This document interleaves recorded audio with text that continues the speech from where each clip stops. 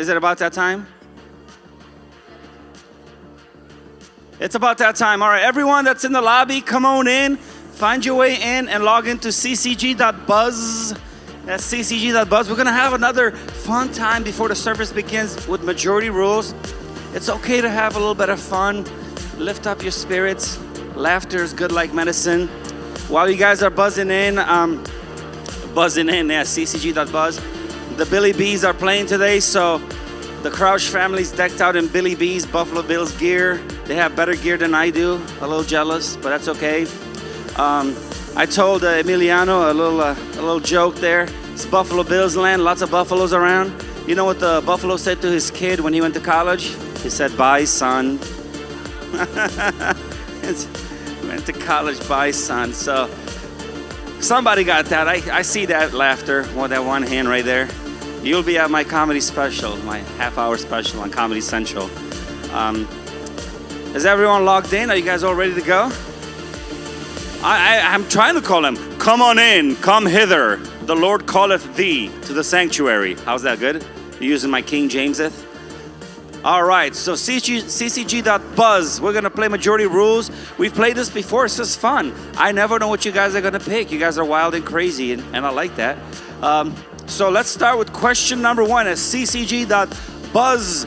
I hope the Jets don't win. No, just kidding. Whoa, sorry. Just off the bat. Whatever you call yourself today, I'll catch you. All right, let's see. First question. Would you rather only eat spicy food for every meal? That sounds good to me. Or sweet food for every meal? I choose both, but what do you guys choose? I choose both. I like desserts, but I like spicy food. So I can have spicy food and then a dessert. But what do you guys pick? Do you guys like spicy food or sweet food? Let me see what you guys are gonna pick. Spicy, you guys are my people. Yeah, Indian, Chinese, Thai food. Bring that spice on, baby. Yes, love it. Let's see, Justice, yeah, Justice. Let me see if I can find Pop. Is that, who's Pop? I'm trying to find out. All right, Jets rule, Bills drool. Yeah, that's why you got 0 points, Jets. Sorry. Next question. It's just my little battle with him. Would you rather give up ice cream, including Froyo? What? This is blasphemy. Never drink coffee or tea again. What? Ice cream or coffee? What do you guys say? What do you guys say? I mean, if it's for fasting, I understand. Give up both, but coffee. You guys would rather give up coffee than Froyo. You guys are Froyo addicts. You love that Froyo, huh? Love Handles treat you right. They treat me right and love Handles. Justice Doyle is in first place. Wow, this game is rigged. No, I'm just kidding. Next question. Let's see the next question. Would you rather give up burgers or say goodbye to fries forever? Whoa. You can have fries with so many other meals than burgers. I don't know, I like fries. I could give up burgers but keep my fries. That's just me, but what do you guys say? Let's see what you guys vote for. I'll have my burgers and fries. So nice to say it twice. You give up burgers instead of fries. That's right, you guys are smart because fries goes with a lot of stuff. So let's see, question number 4. Let's see who's in first place. Who's Toast? Who's Toast? Toasty, baby. Toast went ahead of Justice Doyle and Miss Martha. Where is Billy Bees are up there? Jets ruling in 6th place. Alrighty, let's see. Question number 4 before the Battle Royale. Would you rather never eat any form of cheese ever again or never indulge in your favorite type of cake again? So would you rather give up cake or cheese? Man, there's so many types of each one. So many types of cakes, so many types of cheeses. I love both of them. Let's see. You can have your cake and eat it too, but what would you guys rather give up? Cheese! It ain't easy being cheesy, giving up the cheese. All right, getting that cheddar at work. All right, let's see. Toast, Miss Martha. Toast is in first place still. And the Jets are in their proper place, 6th. And let's see. We'll go to Battle Royale. Let's get ready to rumble. I've always wanted to do that, but I'm not getting paid for it. No royalties here. All All right, Battle Royale. Let's see. This is four choices instead of 2. What breakfast food will you never give up? Bacon? I know what Joe's gonna vote for. Bacon, eggs, yogurt, or any form of potato. Or if you're British, potato. Is it potatoes or potatoes you would give up, or yogurt, or eggs, or bacon? Oh man, I like all of these things. For me, yogurt is no big deal, but what do you guys say? Let's see what you guys vote for. I'm always curious. Bacon! You would never give up bacon. I knew it. Bacon is just American staple. Bacon. Toast is ahead. Let's see. One more question, right? One more. Last question. And then we get a winner. No chicken dinner, but you get bacon. Do you prefer fine dining, fast food, eating at home, or a food truck? I know which one I prefer, but what do you guys prefer? Are you guys just like simple blue-collar workers that prefer some food truck or fast food? Or do you prefer eating at home? I prefer takeout a lot. I do a lot of takeout, it's not over there. But fine dining, you guys are fancy. In Syracuse, wow. Well, do we have a winner? Who's the winner? Wait, winner? No! No!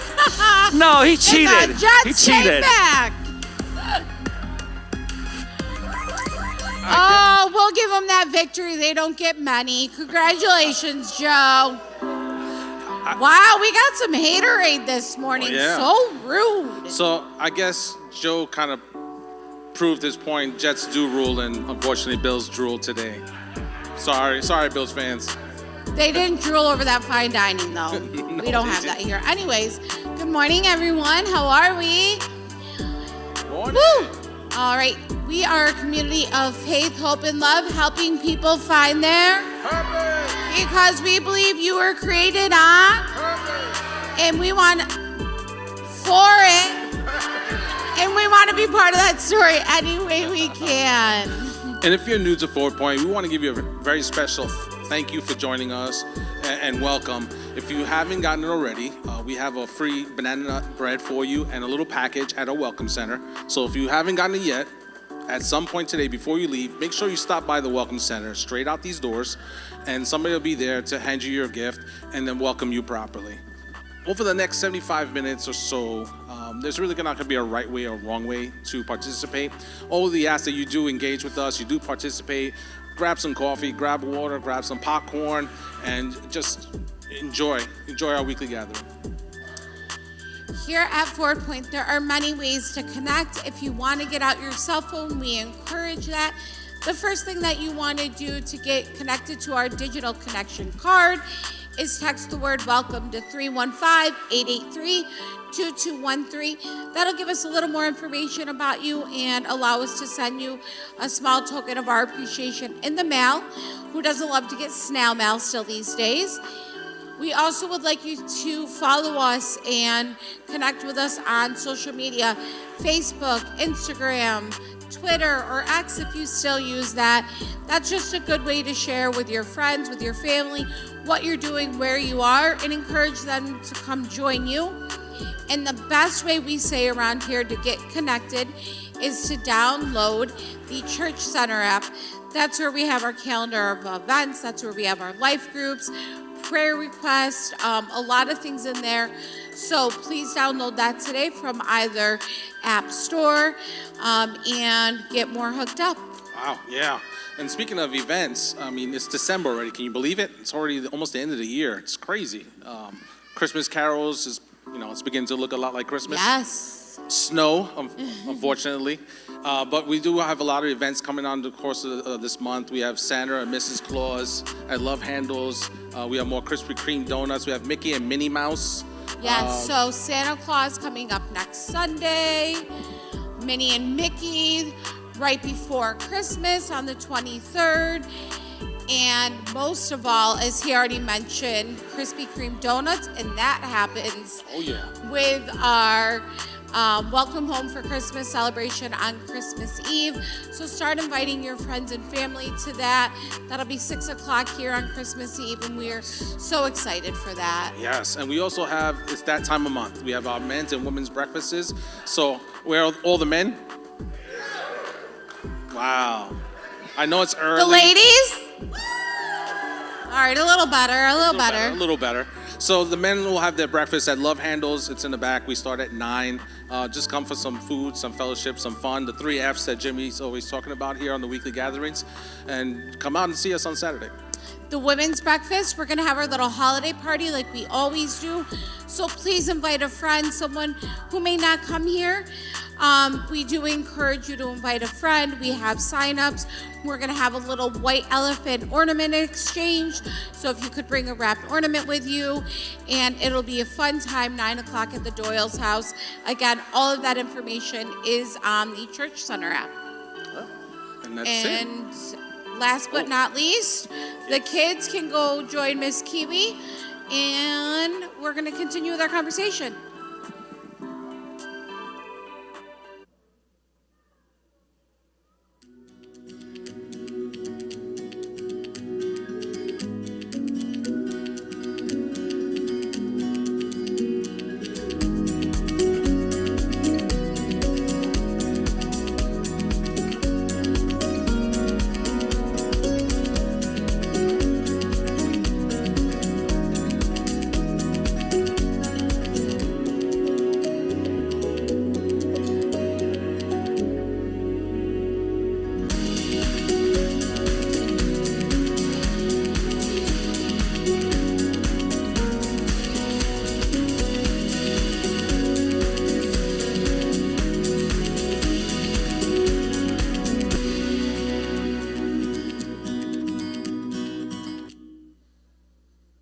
Good morning, Ford Point. How's everybody doing today?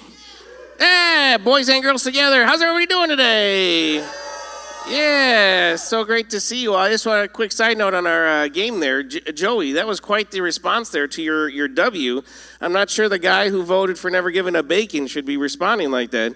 We'd hate for, have to do some CPR here in the middle of our gathering, but congratulations on your W. You know, it was kind of a traumatic week for me. This is like the first week where we had some major snowfall, right? Did anybody else have to get out and shovel this week? Yeah, it was interesting. On Monday, it was like this long day. I had to get up early to shovel, and then I worked at Love Handles cleaning machines, and then worked at Love Handles when we opened, so I was all day at Love Handles. So I was on my feet a lot, and that night, I tell you, my leg was cramping, right? I woke up in the middle of the night. You ever have, like, my wife calls it a Charlie horse, but it's your leg cramps, and it's like you don't know if you should bend it or make it straight to try to get it out, right? So it starts doing that, and then as I try to massage it, into some kind of normalcy so I could go back to bed, my other leg then started to cramp, right? So I'm dealing with both legs cramping at the same time. And I don't know if you know this about me, but I also have a CPAP machine, right? So I'm going through my legs, and I'm attached to this machine. It kind of felt like, the scene from Alien, where that thing is sucking on your face, because as I'm moving, trying to fix these cramps, my machine falls off the thing, and it stops doing the air, so it feels like I'm being suffocated from my face at the same time. So that's how my week started. I don't know how your week started, but hopefully it is going better for you than it went for me, because the snow does not bring out the best in us. Who here likes food? Anybody here like food? I mean, hopefully all of us are going to be raising our hands to some extent, because without food, none of us would be here. Who likes to eat out? Does anybody like to eat out? Yeah, at the Doyle house, we like to eat out, unfortunately, too much. Chazlet grew up on the circus. So growing up on the circus, she was always on a train traveling from place to place. So they would have a food truck, a cart, right? One of their carts on the train was a food place where they would go and eat. So she never really experienced like cooking and, learning how to cook. And I never did that. My mom is a great cook, but she never sat me down to teach me how to cook things. So you put the two of us together, and we got grilled cheese that we can do. We can do some Easy Mac. We can do some peanut butter and jelly sandwiches, but those get old pretty quick. And we wind up eating out way more than we should. But when you go out to eat, who here orders the same thing every time when you go someplace, like me? When I go out to eat, it's not even so much hey, where do you want to go out to eat? It's more like we ask the questions, what is it that we want to eat tonight? And that determines where we want to go. If we want fajitas, we go to Margaritas downtown. If we want to have steak and chicken, then we go to Outback. If we want to have the place where there's a kids deal, because we have so many kids now, we go to Tully's on Wednesdays, because they have a really good kids deal that we get. And every place, every time, we always get the same thing. The waiter, the server comes over and asks if we're ready for our drink order, and we're like, we can give you everything, because we don't bother looking through the menu. We just have the same thing every single time. And I don't know if that's like you or like me, but as a young person, how I have eaten has evolved over the years. Growing up, like I said, my mom did a great job feeding us and cooking us, and she still is bringing over food on the regular. But then when I went to Bible school, who here went to college? Right? Like the college food is amazing. If you go to like the food program, it's like this eating at the Ponderosa or eating at Old Country Buffet 3 times a day. I mean, you go there and there's just all these options of endless amounts of food. And that's why they have things like the Freshman 15, right? Where you're not used to having access to so much food, and you gain 15 pounds because it's just every meal, every day is just a buffet of all you can eat. But then I graduated college, and I no longer had access to the school meal plan, and I was a single person, and I ate out a lot because I didn't know how to cook for myself. And when you cook for yourself, you also have to do the cleanup, and Lord knows I don't want to do the cleanup or do any of those kinds of things. So it became kind of this weird relationship. And then when Chazlet and I started dating, again, she didn't cook, I didn't cook, so we did a lot of eating out. So it only makes sense that eating out played a big part in our relationship, and then in our engagement, and then eventually in our marriage. If you don't know the story, I'll share it with you. When Chazlet and I first started dating, what happened was we were going to a football game. One of my students, I was a youth pastor at a church, and we went to a football game together. And I was so nervous during the game because I felt like, this is somebody who I feel like, I could do life with, and I wanted to ask her out to date. And afterwards, we went to Denny's, right? And who knows, all good things happen at Denny's, right? This was going to be a major grand slam for me. So we got to Denny's, and over some bacon cheese fries, I said, Chazlet, would you go out with me, right? The classic. And you got to understand, as a young, 20-something-year-old, I'm saying this with the intent of and I'm trying to explain to her because I'm a good, youth pastor, Christian child of the 90s. We're going to date. It's going to be with the intent that's going to lead towards marriage, right? I'm not just interested in just dating for ha-has. Like, would you go on this journey with me to see if this might be something that God is bringing us together? So our relationship kind of got its kickstart at Denny's. So fast forward a few months, 6, 8 months, I don't know. Some of you guys have the anniversaries for like the day you first held hands, the day you first started dating, the day you first saw them across the room, right? The anniversary of the day you started stalking them through the window outside their house, right? Some of you guys are kind of weird like that. I barely remember the day we were married, but so, fast forward a few months, and I decided to propose to her, and here's how I did it. Guys, pay attention, take notes. So what we did is we started off going out to eat, right, because that's what we do. We went to P.F. Chang's up in Tampa, and then I took her to Lion King on Broadway, right, very nice show. And then when they had Ha Tahania, I had them no, I didn't really do that. We watched the show, and afterwards I said, hey, I'm kind of feeling hungry. Would you like to go out to eat? And while we were out at the show, I had my best friend there down in Florida. He went to that same Denny's where we started dating, and we reserved a section of the Denny's, and he, decked it out with these pretty flower petals and candles and all these roses. And we went back to Denny's, and I proposed to her at Denny's, right? That's where you say, oh, at least the ladies. Where's the ladies at? Oh, right, it was so nice and sweet. I remembered all these things. And then earlier this year, we were down in Florida. We actually went and visited the Denny's where it all took place. That's the Denny's there in Bradenton, Florida. Doyle girls, without this Denny's, you would not be here. So you guys, of all people, should be super grateful for this Denny's and that it's here. And that's kind of how important food has played a part in my life and probably in your life. It's a good chance that there's been some major conversations around food, maybe some major moments around food. Every year we tend to have holidays become major family gatherings around food, and food plays a very important part in our lives.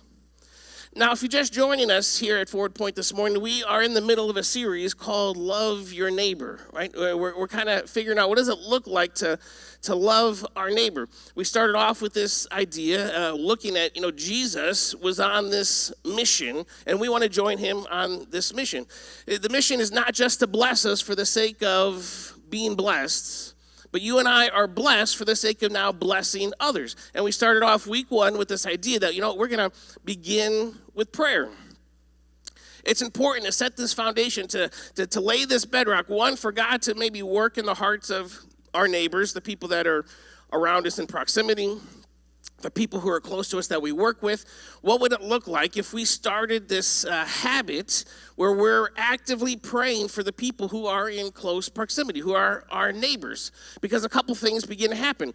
God begins to work in their life, but then he begins to change our lives. He begins to work inside of us where we begin to look at them and perceive them differently, and all of a sudden our heart begins to kind of reorient around wanting to be a part of life change in their life. So as we begin with prayer, the next week we looked at, it leads us to now we want to listen. Right? We want to listen in their lives. Listening is so much bigger than just hearing, right? It's so much bigger than just the sound waves going in one ear and out the other. But listening is the intent, the hard work of seeking to understand what is really going on in the person's life. Many times the things that they do say to you aren't even the real issue, right? There's something deeper going on in that story that we never get to, because more often than not, we just settle for hearing. We just settle for being on our device and the words go in one ear and out the other. But if we choose to do the hard work of seeking to understand, then there's going to be things that come alive to us in our relationships with the people around us, our neighbors. And we have these tools that we've been using along the way, right? We have the Who is My Neighbor card. You can find these back at the info table back there. This is just a simple tool for you to write down some names or maybe draw a little picture because you don't even know their names, so you just draw the picture of what they look like. As a tool, you put it somewhere in your house where every day you're going to see it and you're just going to start to pray for these people. You're going to start to wait for God to give you opportunities to listen to these people. There's an app that we've been using called the Bless app. It's web-based, so if you scan the QR code, that will take you to the website where you can sign up, and it'll send you a list of people and their names that live in close proximity to you. And every day you'll get this email with different names of just people to pray for. And watch as your heart just kind of becomes alive to the potential of what is going to be happening around you. And I'll tell you, Forward Point, if you begin to step out in these two areas, to begin with prayer and begin to listen to what is the story around you in those lives, this next step in the blessed process, you get to eat, right? Who doesn't love to eat? Right? Yeah, Joe, I expect the same kind of response, right? Yeah, eat. Joe loves his bacon. We love when Joe cooks for us at the men's breakfast. I mean, it's a little bit close to heaven. But it's amazing when you look at this idea, when you think about all the important times that food has played in your life, be it date night, be it family get-togethers. When you look at the scripture, when you look at the Bible from Genesis to Exodus, the reality is that food plays a major role. Like there's something kind of almost eerie about how important food is throughout Scripture. I mean, all the way back at the beginning in Genesis, what does God give Adam? God gives Adam the permission. He says, Adam, man, you can eat from whatever tree that you want to in this garden. That's the freedom he gives him. You get a buffet of fruit from all these trees, right? It's going to be lunch, breakfast, dinner, all the meals. You get to eat whatever you want, as much as you want, except for this one tree, and we know how that turned out. But that's the beginning of the story. The end of story in Revelation, we have this picture about how there's this marriage feast, and we're at this table, and we're part of this wedding, and there's this feast that we get invited to be a part of, and there's this feast that we are called to then bring as many people as we can to. And from the front to the back and all the places in between. And early on in the Old Testament, there's chapters of different books that just dedicated to things you should eat, things you shouldn't eat. This is how you should eat these certain things. These are how you shouldn't eat other things. And there's very specific patterns and reasons why. But the food was very important. Eating was very important. David, throughout the Psalms, uses very pictures around this idea, right? He says, my soul hungers and thirsts for you. And we get this picture in the book of Acts. We've mentioned many times over the past year that when you look at the early church, they just went from house to house eating together. And there's something formational about the process of them getting together and eating that blew up this New Testament church and all the different things that we have today because of what they did. And then as you zoom in a little bit, you look at the life of Jesus, and you see in Jesus' life, food being very important, this idea of eating being very important. Right from the beginning of his life, Jesus was born in what? A manger, and he was placed in a little feeding trough, right? Something that would feed animals. At the end of his life, we see the Last Supper where he got together with his disciples, but that wasn't even really the end of his life. He would then die on the cross. But if you look at the book of John, there's a story where Jesus is at the beach and he makes breakfast for his disciples after they kind of gone back to their normal lives. And the last time we see of him here on earth is this him putting on this breakfast for his 12 disciples. Eating is something super important. And almost here's what's happened to us, Ford Point, right? We were taught that food was for staining, right? Like you need food to live, but now we use it for gaining. Right, a lot of us, we just use it because we like it to taste and we want to eat, and we have lost the mystery of eating. There's a mystery around eating. Now, this is not eating, right? This is for gaining. Now, some of you guys are like, that's cool, I wish I could do that, right? But this is not eating. And this is, in fact, just the opposite of this idea of what it looks like for us, for you and for I, the mystery when we gather together over food. It doesn't even have to be a table involved. It doesn't have to be chairs involved. I mean, in Jesus' day, they would lay down and recline, and they would kind of eat on the floor. The thing that's important is that there's more than one person, and the process of eating is very, very spiritual.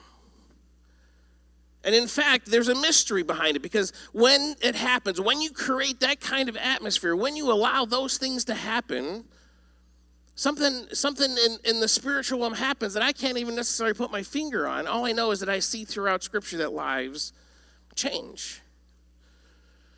We've tapped into the story of Zacchaeus many times over the start of this series, and in the story of Zacchaeus, right, Jesus comes in, he says, hey, Zach, I'm going to come to your house today for what? For dinner. How many, that should be an awesome invitation for all of us, that we should just start going to our friends and be like, hey, I'm coming to your house for dinner, right? What are you making me tonight? That's our mandate, is to tell as many people that you know that you're coming over for dinner. That's the example that Jesus sets for us. And he tells, I'm coming to your house for dinner tonight. And they eat. And we all know that the religious people get all bent out of shape. How can he eat with this guy because of his reputation, and he's a traitor and all the things that he does. But for Zacchaeus, it was life-changing. Zacchaeus gets done having dinner with Jesus, and he's like, you know what? Forgive me for all the things that I've done. I'm going to pay back everybody that I've ever cheated and stolen from. In fact, I'm going to give them 4 times as much of the things that I've taken from them. Right? Imagine what it would take for you to be like, I'm going to go throughout all my life and think of all the people that I cheated, and I'm going to pay them back 4 times the amount. And that happened to Zacchaeus just over dinner. All right? Something about that food, something about this very mysterious meal caused him to give up and abandon all of his wealth, to pay back, and to follow Jesus. So what we see in the end of that story is this very important statement from Jesus. Jesus says this, the Son of Man came to find and restore the lost. And I love this statement because this is like a nickname that Jesus gives himself. He calls himself the Son of Man. And he makes 3 statements throughout the Gospels where he starts off and he says, the Son of Man. And this is one of them. And this statement kind of reveals to us Jesus' purpose. Right? Jesus says, my purpose is to find and to restore the lost. Like everything that I do for my years here on this planet are going to be for one thing, and that is to find and to restore the lost. Disciples, if you at the end of these 3 years get anything out of this time together, you should come away with this overarching theme, this overarching purpose, this overarching mandate that you're going to take over. That is to find and to restore the lost. And this is one of those 3 statements, and we're going to dive into these 3 statements. But he starts off with this very 50,000-foot view purpose that I'm here to find and to restore the lost. The next statement that we see is Jesus is having a very special meal with his disciples in the Last Supper, and he's washing feet, and he's having this time, and this argument breaks out between James and John, and they're arguing over who is going to be the greatest in the kingdom of heaven, right? Who's going to get to sit next to Jesus? And they're going back and forth out of it like most siblings do at different points in their lives. And Jesus overhears, and he kind of gets frustrated with them, and he snaps back. He goes, he says this in Matthew, he says, this is what the Son of Man has done. He says, he came to serve and not be served. So in the second statement made by Jesus about the Son of Man, he says that he came to serve and not be served. We have the purpose is to seek and to save the lost, but now we have this posture that Jesus is going to take. All right, here's my heart that's going to help me get to that place. And it's a heart of seeking to serve and not be served. Because let's be honest, it would be easy for anybody who gets to a position of power or influence to get used to being served.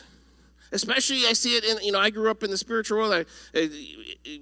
Given my life over to ministry and seen a lot of different ministries. And in ministry and spiritual circles, like there's a lot of serving that happens. And I'm not talking about, you to the people as they're walking in. I'm talking about to the people who are up on stage usually, right? I'm talking about like, green rooms that are stocked with green M&Ms and no other ones, right? Someone has to go through and pick out the different color M&Ms because they only want one color M&M. We're talking about entourages of people. I was watching a video, and there was like some kind of camp meeting under a tent, and the pastor comes, but he's got like a security detail team around him, and they're ushering him to seats that are up at the front. And everybody's sitting in like those foldable plastic chairs, and he's got like the Burger King kind of chairs, the king sits in, those kind of fluffy. And I'm just thinking, wow, how did we get to this place where we're so okay with being served when Jesus says, man, I came to serve, not to be served. And this is a posture for us as we begin to think about how do we love our neighbor.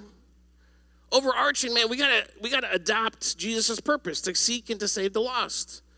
So we're going to adopt the blessed strategy, right? We're going to begin with prayer. We're going to listen. But now our posture with the people around us is we're going to say, how do we serve? How do we serve? I loved the ladies yesterday. They did free gift wrapping down there at Love Handles just because they had the idea. They said, hey, there might be a need for people to have their presents wrapped. This might meet a practical need. They thought of it in a week, and they put it on. And how awesome it is. We can just on a dime say, hey, there's a need. What can we do to meet that need? And that's part of the culture that we want to create here is be little, magnets, the little, magnet metal detectors for needs in our community. And as soon as we find the beep, beep, beep, right, we find one, we just want to jump all in. How do we rally as many of the people around us to say we want to meet their need? Because our posture wants to be in line with the posture of Jesus, to serve and not be served. And then there's this third statement that Jesus used when he calls himself the Son of Man. And it comes when he's talking with his disciples, and he's just got done talking with John the Baptist's disciples, and they're trying to figure out if Jesus is who he says he is and if he is who they've been waiting for. And he talks to them, and they leave, and he talks back to the disciples and other religious leaders that are around them because he's having dinner with them, go figure. And he says this very interesting statement because he's calling them out because he says, you guys called John the Baptist crazy because he came fasting, and here I came, and he says, the Son of Man came feasting, and you called him a boozer. In your translation, it may say something different, like the Son of Man came eating and drinking. And I find it amazing, of all the things that Jesus could have used to describe himself, right? One, it's to seek and to save the lost. Two, it's to serve and not be served. And three, it's that I came eating and drinking. The Son of Man came eating and drinking. The Son of Man came feasting. And I wonder if there's something mysterious about the dining room table, or there's something mysterious about the process of coming together over food that we miss out on because we are so focused on our own lives. You talk about evangelism at any church, and immediately people kind of, shrink in their chairs because they're like, I don't know the 4 spiritual laws. I don't know the Romans Road. I don't know the things that are going to be used to convince someone to convert. If they have questions, I don't know how to answer their questions. And we get so worked up over this process when Jesus boils it down to feasting. Right? If the first one was his purpose to seek and to save the lost, and the second one was his posture to serve and not be served, this last one is his practice. He just had a practice of eating with people. He had a practice of saying, hey, I'm coming to your house tonight. What's on the menu for dinner? Because there's something mysterious. And now when you have these lenses on of, is there something to this food thing? You see all throughout Scripture that over and over again, food was used and is a part of our story. It's not just for sustaining you. It's not just to give you, strong bones. It's not just to keep you alive. There's something about the dinner table, and there's something about the fine dining table. Wherever you eat, wherever you have food involved and another human being involved, there's something very special to that. And this morning is an invitation as we align with this blessed strategy. If you begin with prayer and if you listen, then it's going to lead to these moments, if you allow them to, where you eat. Maybe you invite people over to your house. You create some kind of regular rhythm, or once a week, or once a month, or once a quarter. You don't know who it is, but you're going to say, I'm going to use this specific day and time where I'm going to invite somebody into my home, not to convert, not to say, hey, why are you living this way? Why did you do these things? But just to create the space where the mysterious, maybe we could call it the Holy Spirit. It seems kind of far-fetched, I guess. Would have a place to come and do a work that I can't do, that you can't do on our own, but it can do when given the right atmosphere.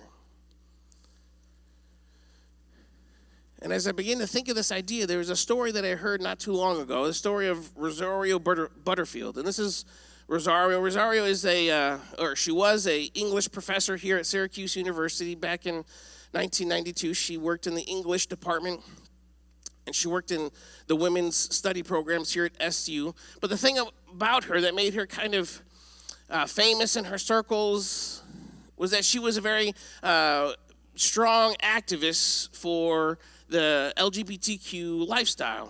She became a very strong proponent for the lesbian activism and for queer theology. She had groups, and a lot of these groups, she was the faculty host for these things. And while she was researching for one of her books, she was researching the religious right and kind of this politics of hatred, she called them, right? Which, to be honest, is probably not too far from the truth. It comes across like that more often than not. And as she was researching for this book and researching in the midst of all this politics of hatred against specifically the queer community, she wrote an article criticizing very heavily the organization Promise Keepers.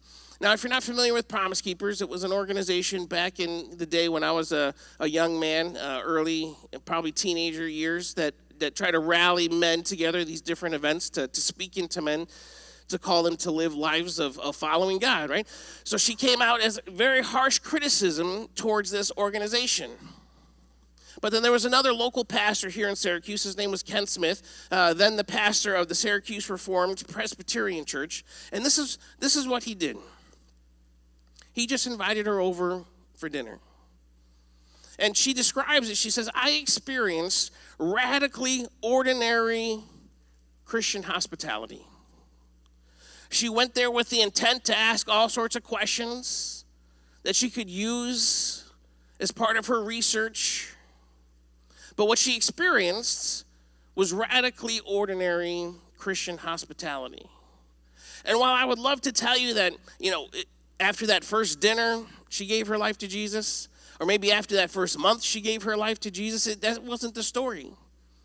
In fact, she goes on to say how it took 2 years, after 2 years of him constantly inviting her over for dinner, having conversations, talking about life, 2 years of experiencing radical, ordinary Christian hospitality, she did eventually give her life to Jesus.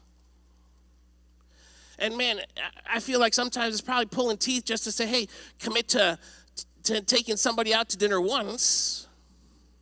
Here's a man who said, you know what, I can't do this for everybody, but I'm going to do it for one person. And I'm going to cause her to experience radically Christian hospitality. Radically ordinary Christian hospitality. And I'm going to be in it for as long as it takes. I'm going to be in it for, if somebody were to, the TMZ were to be outside my house and to snap pictures of maybe her being, this could be scandalous for my church probably, that I would have this kind of relationship with this person. But that didn't matter to him. And he didn't come from some kind of background that knew how to talk about all the different, lifestyles and verses. That all he set out to do was to create an opportunity for radically ordinary Christian hospitality. And 2 years later, she gave her life to Jesus. Just before leaving SU in 2002, she was married to a man who is a pastor, and they now live in North Carolina. But that's how radical it wasn't. It wasn't apologetics that did it for her. Right? You don't have to know all the dates and the answers. All you have to do is to eat with people. Right? This blessed strategy, all it requires from you is to want to eat. And by show of hands already, we saw that everybody here likes to eat. I took a picture. Okay, so now I have evidence. You can do this. You can become someone who just practices radically ordinary Christian hospitality. You may not be a good cook, so you may have to order ahead of time so the food's delivered. Make sure that it's good food, okay? Otherwise, they're never going to come back again. You may need to reach out to Mama Skinner and be like, Mama Skinner, I got someone coming over, and I want to practice this radical, ordinary Christian hospitality. And she'll say, man, that's my ministry. That's what I love to do. And she'll be all for it. I've done it many times.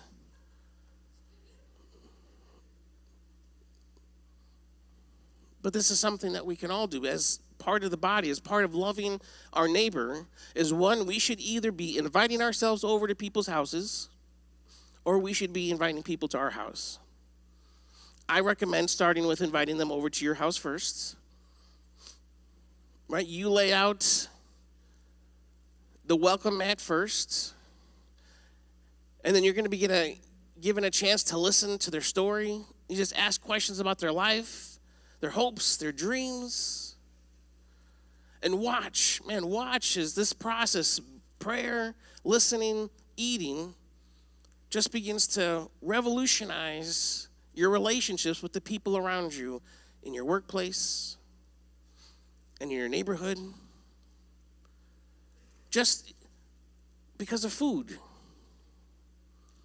because there's something mysterious about it. There's something spirit-driven about it, that the Spirit comes. And I don't know, maybe the Spirit just loves good food and gets to eat along the... I don't know. I don't understand it. All I can tell you is I look at the Gospels, I look at the Bible in its entirety, and time after time after time, food is used as this agent to change lives. I look at people's lives, like this professor, whose life was changed because of radically ordinary Christian hospitality. So that's going to be our mindset. For a long time, Chaslin and I, when we were in youth ministry together, and it was just us and Justice in Indiana, we had this thing at our house for students where we called it Tasty Tuesdays. And every Tuesday, there was no agenda for the students. They just would come over and we would have a meal because it was Tasty Tuesdays. And a lot of times we had tater tot casserole because it also started with a T. And sometimes we got carried away with the T's. But it was because we just were creating this atmosphere, because something special happens over food. So what can you do in your life? I mean, Troy has an amazing story around food, right? Troy was checking out, him and Michelle, checking out Forward Point from a distance online, and they came one Sunday, and I talked to him afterwards. I said, hey, why don't you guys come to Life Group, where we have food, we eat dinner, and we haven't been able to get rid of him since. Right? They said one of the things that we really, because we heard that Michelle had some allergies to food, some gluten, so we made sure there was a gluten pizza. So we were sensitive to her needs, and they came and they ate, and they just fell in love with that experience, this Christian, radically ordinary Christian hospitality. Any of us can do it. And I wonder why, when we find ourselves here in 2024, what is the most hated shift of any server in the serving industry? Sunday afternoons. Why do they hate Sunday afternoons? Man, all the church people, they go out to eat. Right? How did we get so far from the Son of Man who came to drink and to eat? That was his practice, out of this posture of seeking to serve, and out of this purpose of just wanting to save the lost, to seeking to save. And here we are today, and man, servers, they don't want to see you anywhere near their tables on a Sunday afternoon because you're mean, you're judgmental, and you don't tip. And right there we have allowed one of what could be one of the most spiritual practices of food and table and eat to be subverted. So if you promise me to go out and to love on the waitress and not leave a track, but to tip big and to just ask about their hopes and dreams, then I give you permission to go out and eat. But if not, you go home and you eat whatever's in your cupboards, okay? Because you were part of the problem. But this is our opportunity. And that's why I love the last story of Jesus. Often gets overlooked. But this last story found in John is just Jesus on the beach, and he's making breakfast for the disciples. The disciples had gotten to the place where they said, you know what? Done with this. We're going to go back fishing. And they all decided they go back fishing, go back to their previous lifestyle, previous things that they had done, and they're out fishing, and Jesus from the shore notices that they're not catching anything, right? And kind of deja vu starts to set in. And Jesus is like, hey, try casting your nets on the other side. And they do, and the nets get to overflowing, and they're dragging it behind, and all of a sudden it's like ding, ding, ding. The disciples remember, hey, this kind of sounds familiar, right? Second verse, same as the first. And Peter, being Mr. Gung-ho as he is, he dives in, starts to swim towards Jesus because it's the master. And he gets there, and the rest of the disciples get there, and he's making breakfast for them on the beach. And the interesting about this story is this would be the third time that the disciples had seen Jesus since his crucifixion. The third time since they've seen him resurrected. Something about the first two times didn't really do it for him. They still were like, okay, we're out of here. We're going back to our previous life. But then something happened in the end of John, and this breakfast beach, this beach breakfast, where then they would go on to then change the world. They would go on to say, we're in this for the long haul. We're going to feed sheep. And I wonder if we're missing out on a very simple way to transform our community if we just opened up our door and created a little pathway of least resistance to our kitchen. Or maybe over breakfast, maybe over some late night snacks, maybe over some froyo. I don't know. You could just start to have conversations about them and listen. And the deal still stands. We say all the time, you bring anybody to Love Handles as your guests to just sit with them, and the froyo's on us. We'll take care of your whole froyo night. Because Love Handles isn't there to make money. Love Handles is there to be a bridge to our community. And we'll help you. We'll provide the dessert. You don't have to clean up. You don't have to do anything. You just get to come and enjoy, play some video games. But practice ordinarily radical Christian hospitality. And as we do this, Forward Point, I believe with all my heart, maybe not tomorrow, maybe not next week, maybe not next month, maybe next month, maybe not next year, maybe not even in 2 years. But when this becomes a staple in your life, I bet there's going to be a day where you look back and you're going to be like, man, this life change that I'm experiencing now, man, it's because of the seeds that were planted years and years ago over a meal, over some intentional food. So this morning, on those names that you've written down or on that email that you should get with the different people in your house, who is it that you can say, this week, or maybe just this month, it's going to be this person I'm going to reach out to. And I'm just going to say, hey, I would love to create a meal for you.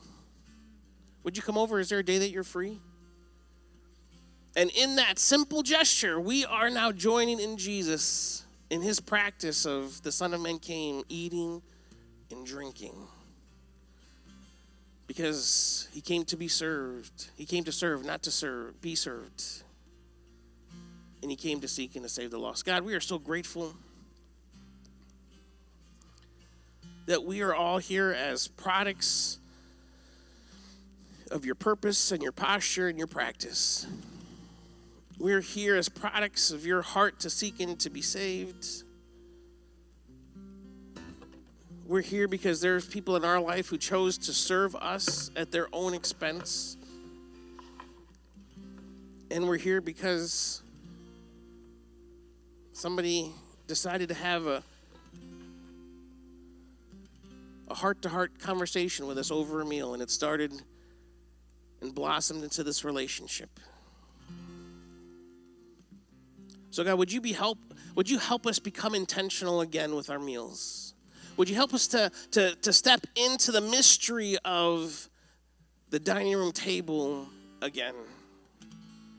That God, going forward from here, that our prayers before our meals are not a list of all the things that we want and expect for you to do, but they now become preparation for God. Who is the person that's going to be at this table tomorrow or next week? God, begin to reveal to us who it is as we pray before our food that we can invite into these meals to experience ordinary, radically ordinary Christian hospitality.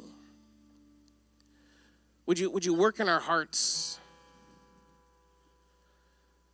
In the places that have become so calloused in our current culture where it's about us and our agenda and our schedule, and we look more like the hot dog eating contests as we grow fat over our own desires. God, this morning as we respond to you through these songs, would you begin to break inside of us, break all the different things, the walls that we've built that have isolated from the world around us so you can help us love our neighbors. You can help us live by your purposes and your posture and your practices in these small, everyday, ordinarily radical Christian hospitality. Take these hands, take these feet, take these bodies. In the season of rush and of gifts buying, money spending, would you help us to be fish that are just swimming the other way, and we're just going to reach out and build a relationship with as many people as we can through these acts. Thank you so much, Jesus, for the work you're going to do through us in bringing your presence across dining room tables, restaurants, park benches, office cubicles.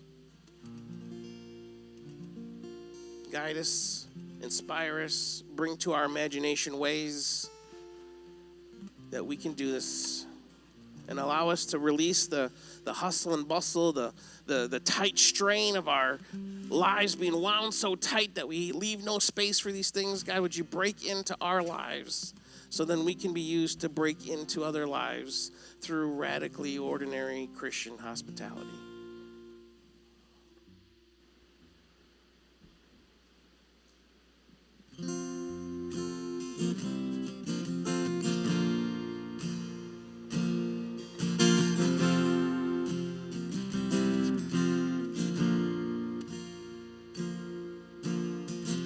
Over the stars of Bethlehem there appeared a star, with angels sang to lonely shepherds. 3 wise men seeking truth traveled from afar, hoping to find the child from heaven. Falling on their knees, bow before the humble Prince of Peace.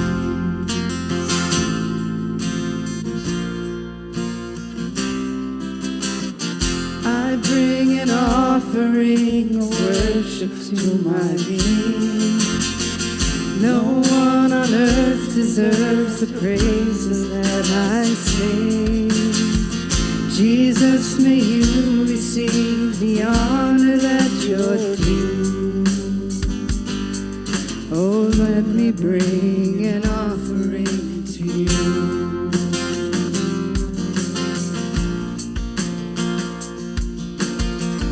The sun cannot prepare the glory of your love. There is no shadow in your presence. Mortal man should dare to stand before your throne, before the Holy One of heaven. It's only by your blood, it's only through your mercy, Lord, I come. I bring an offering of worship to my King. No one on earth deserves the praises that I sing.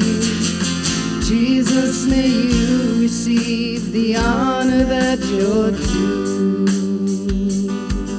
Oh Lord, I bring an offering to you.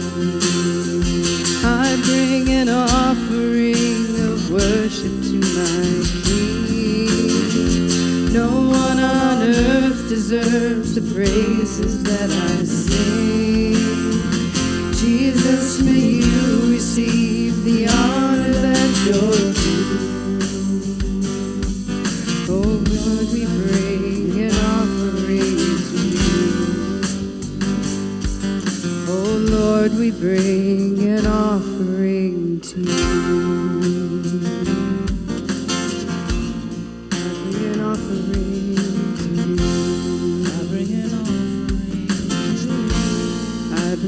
Offering to you.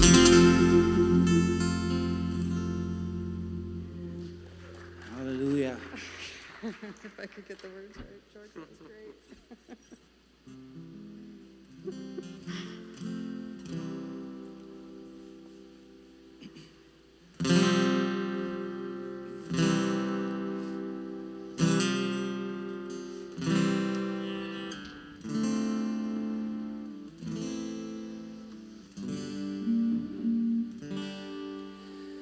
first Noel, the angel did say, was to certain poor shepherds in fields as they lay, in fields where they lay keeping their sheep on a cold winter's night that was so deep. Noel, Noel, Noel, Noel, born is the King of Israel. Noel, Noel, Noel, Noel, born is King of Israel.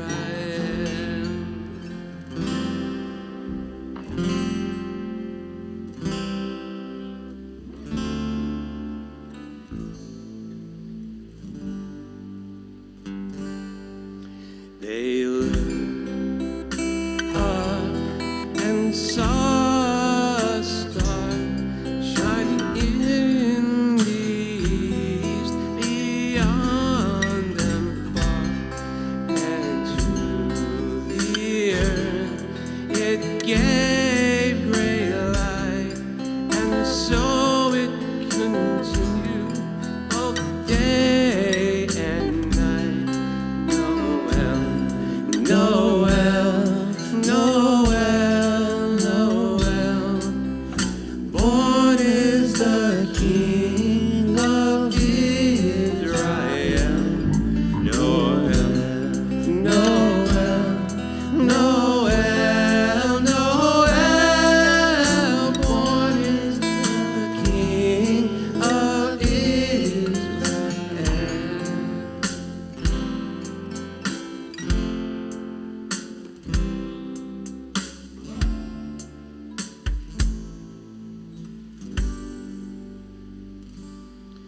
Then let us all with one accord sing praises to our heavenly Lord that hath made heaven and earth of naught, and what is what mankind has taught.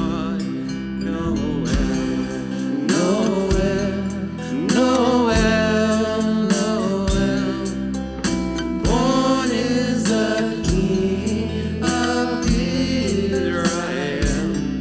Noel, Noel, Noel, Noel, born is the King of Israel.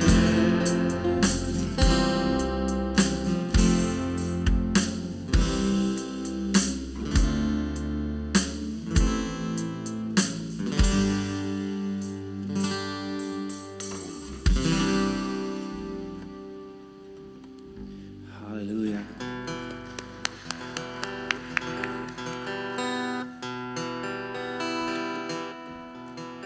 Jesus has come as Emmanuel. Oh come, Emmanuel,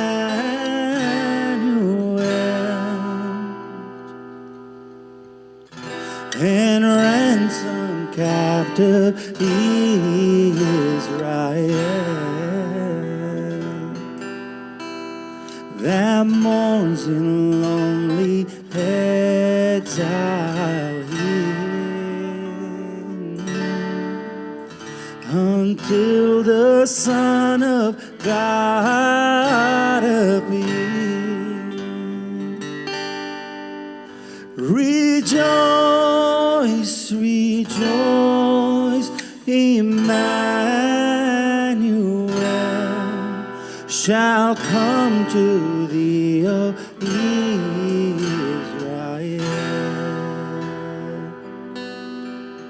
Shall come to thee, O Israel.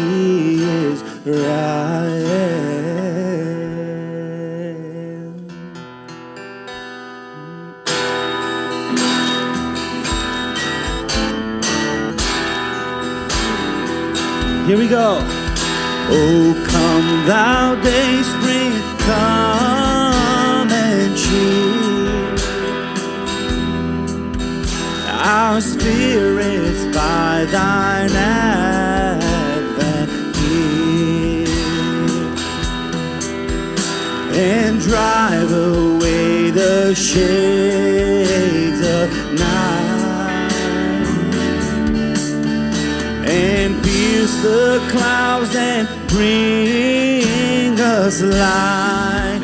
Rejoice, rejoice, rejoice, Emmanuel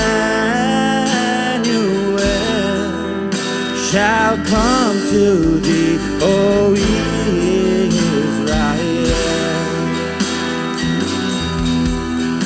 Oh, come, desire of nations bind, all people in one heart and mind. Bid envy, strife, and quarrel cease. Fill all the world with heaven's peace. Let's rejoice, rejoice, rejoice. Emmanuel shall come to thee, O Israel. Oh, come, Emmanuel. Oh, come, Emmanuel,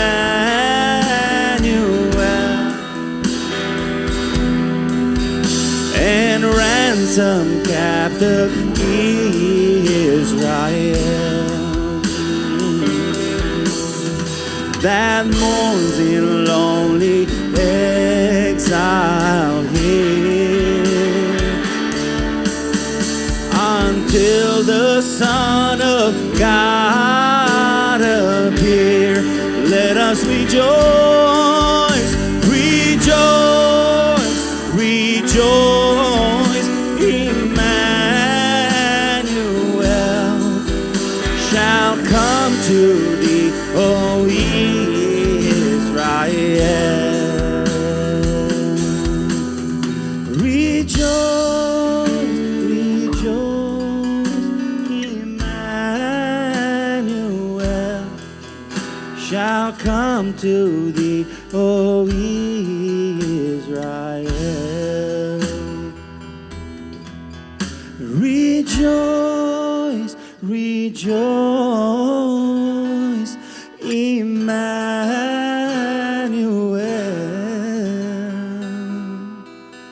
shall come to thee, O Israel.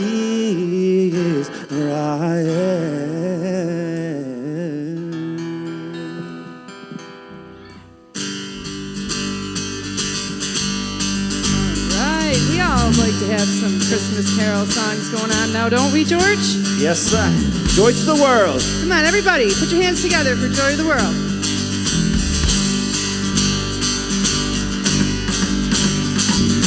Joy to the world, the Lord has come. Let earth receive her King.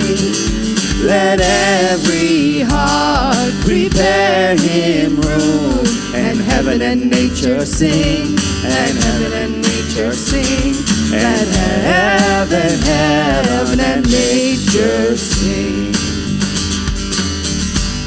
Here we go, joy to the world. Joy to the world, the Savior reigns. Let men their songs employ, while fields and floods, rock hills and plains, repeat the sounding joy, repeat the sounding joy, repeat, repeat the sounding joy. Come on, we know he rules the world, right? All right, let's go. He rules the world with truth and grace, and makes the nations rule. the glories of his righteousness, and wonders of his love, and wonders of his love, and wonders, wonders of his love, and wonders, wonders of his love.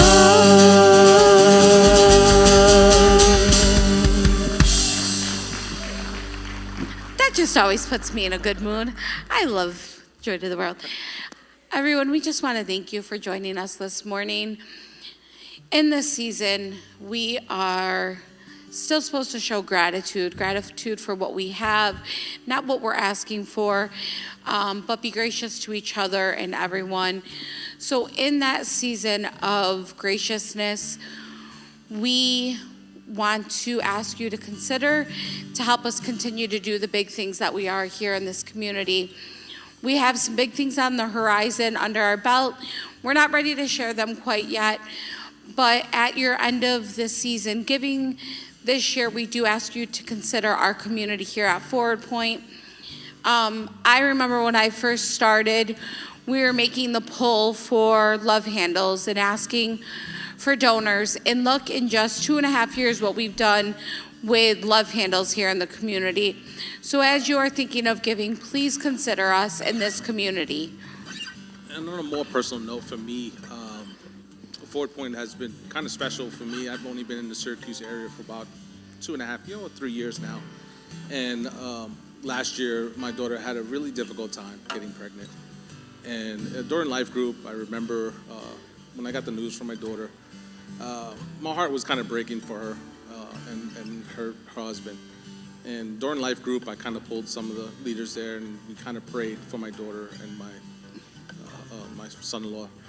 And this Wednesday, we welcomed Juniper into the world. So standing in agreement and being with other people, could I pray it on my own? Yes, but it's difficult when you're on your own. Life does get a little easier. It does get better when we're together. And Forward Point is all about connections. So if you're thinking about the end of year giving, think about all the projects that are coming up that are geared and focused towards connection into the community and with each other. Behind us, you can see several ways to give on our website, the Church Center app that we encourage you to download. You can text any amount, and we have our Joy Box in the back because giving is such a joy. Yes, it is. Well, we gave the 4 ways. Besides that, did you do the text? I'm sorry, Yes. I'm a little emotional because I shared that with you, so I do apologize. I'm a little flustered. Pop is in his Yes. feels this morning. Yes, I am. I've been over. Speaking of prayers, I shared that story. We have an amazing prayer team, and I did speak about the power of prayer and being in agreement with each other and standing with each other. And there's people that are back there every Sunday morning after we leave, and they're there faithfully. And if you have a need, please go there. Stand with them. They'll pray with you. They'll stand in agreement with you. As we are in this season, we have many events. You can invite your neighbors to around a dinner table. See me at Love Handles for free froyo when you bring a friend. So we do encourage that all this season. And 2 quick things. Help us clean up after this. There are events throughout the palace. Many hands make the light work. And don't forget your children. Yes. Thank you. Everybody, we're gonna play you out.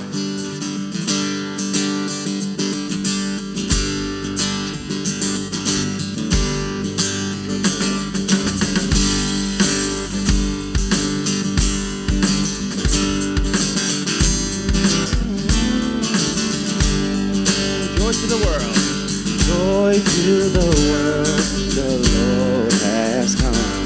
Let earth receive her King. Let every heart prepare him room.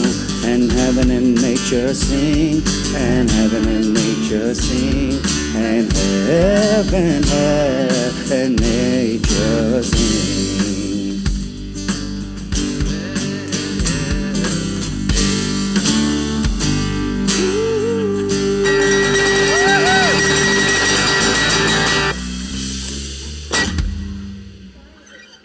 Merry it's fine. Christmas. Ho, ho, ho,